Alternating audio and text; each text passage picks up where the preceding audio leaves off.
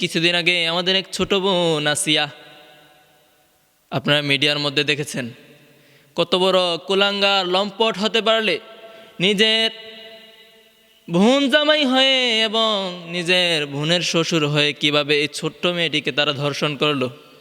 আজকে আমাদের সমাজ কোথায়, আমাদের স্বাধীনতা কোথায়? আমরা তো দুইবার স্বাধীন হয়েছি। এই স্বাধীনতার জন্য আমরা জেল কেটেছি, আমি নিজে জেল কেটেছি। এই স্বাধীনতার জন্য আমার মতো কত যুবক ভাই জেল কেটেছে এবং কি নিজেদের তাজা রক্ত বিলীন করে দিয়েছে, কিন্তু আমরা এখনও স্বাধীনতা পাই নাই। আমাদের সরকার এখন কোথায়?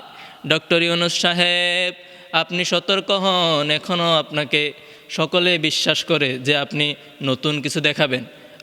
আমরা আপনার থেকে নতুন কিছু দেখতে চাই। তার জন্য বলি, আপনি ইসলামের আইনভাবে এই দর্শককে কঠিন শাস্তির আওতাধীন আনেন, না হয় আপনাকেও গদি ছেড়ে পালাতে হবে। আপনারা ইতিপূর্বে দেখেছেন একজন স্বৈরাচার শাসক দেশের মানুষের উপর নির্যাতন করতে করতে এখন দেশ ছেড়ে পালাইতে হয়েছে। নিজের বাড়িতেও থাকার মতন জায়গা পায় নাই, তার বাড়িটাকেও বাংসুর কইরা পোলাপাইন নষ্ট করে দিয়েছে। কথা বলেন ঠিক কিনা?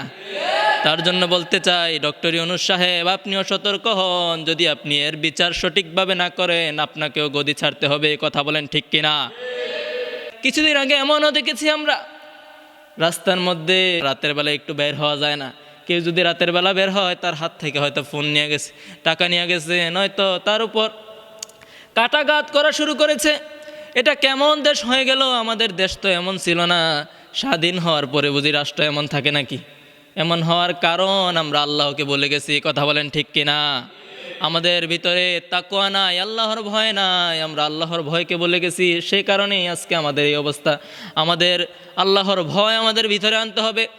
মৃত্যুর পর আমাদের জন্য কঠিন শাস্তি রয়েছে, সেই শাস্তি আমাদেরকে মনে রাখতে হবে। এই জিনা করেছেন ভাই, আল্লাহ তাআলা বলেন শুধু চোখের জিনার জন্য এই চোখ বরাবর লোহার শিক ঢুকিয়ে দেওয়া হবে। বলে নাউজুবিল্লাহ। কিভাবে যুবক, তুমি তোমার মুসলিম ভাই হয়ে তোমার মুসলিম বোনকে তুমি ধর্ষণ করো, নিজের আপন বোন জামাই হয়ে তুমি আপন শালীকে কিভাবে ধর্ষণ করো? তোমার একটু হৃদয় কাঁপে নাই? এত ছোট মেয়েটাকে তুমি ধর্ষণ করেছ। হয়তো এই দুনিয়ার শাস্তি থেকে তুমি বাঁচতে পারবে, কিন্তু আল্লাহর শাস্তি থেকে কি তুমি কখনো বাঁচতে পারবে? কখনোই বাঁচতে পারবে না। তোমাকে আল্লাহ তাআলা ওই হাসরের ময়দানে জাহান্নামের সবচাইতে কঠিন যে শাস্তি রয়েছে, সেই শাস্তি আল্লাহ তোমাকে দেবে। কথা বলেন ঠিক কিনা?